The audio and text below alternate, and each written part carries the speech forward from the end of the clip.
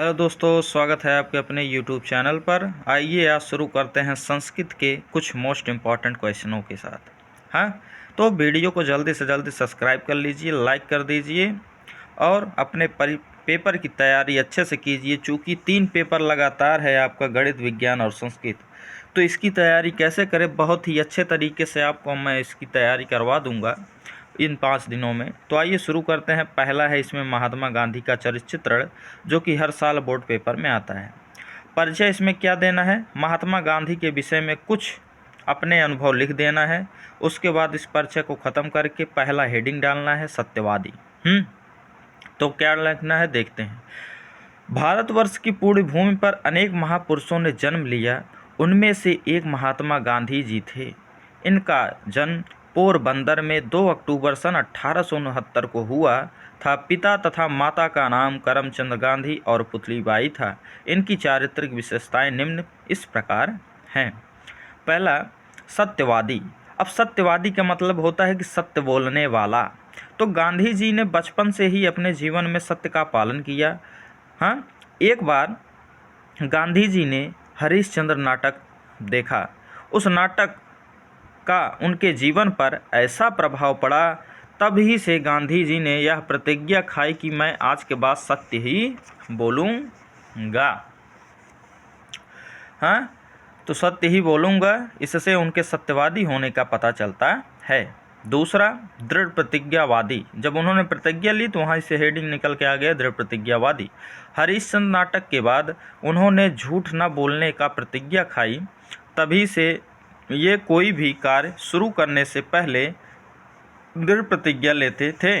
इसी के कारण तो इन्होंने अंग्रेज़ों को भारत से भगा दिया।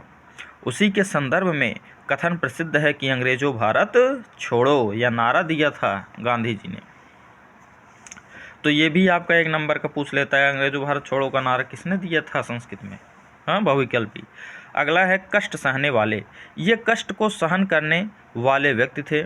इन्होंने बचपन से ही अनेकों कष्टों का सामना किया है, लेकिन कभी भी हार नहीं मानी। सन 1893 ईस्वी में जब ये रेलगाड़ी में चढ़ करके जा रहे थे तो गांधी जी बम्बई नगर से अफ्रीका गए, तो वहाँ पर ये अपमानित हुए।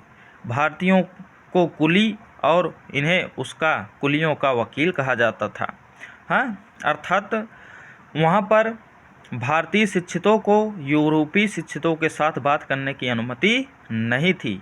यह सब अपमान देखकर, भारतीयों का अपमान देखकर गांधी जी को सहन नहीं हुआ। वो सहते रहे और कुछ समय बाद उसका बदला पूरा किया। अगला, चौथा है दीनहीनों के नेता।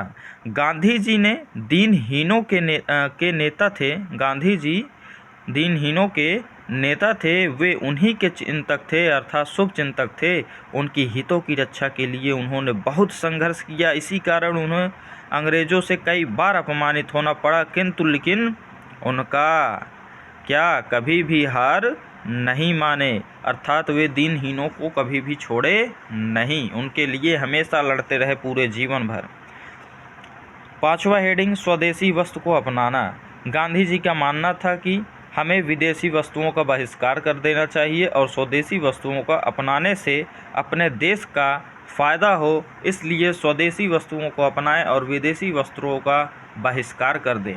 इसीलिए तो अपने इसी स्वदेशी आंदोलन रूपी विचारधारा के कारण इन्होंने विदेशी वस्त्रों की होली जलाई, जिनमें अनेक लोगों ने हिस्सा लिया। हाँ, तो इसी के साथ यह वीडियो हुआ समाप्त। मिलते हैं फिर से इसी प्रकार एक नए टॉपिक के साथ। Thank you.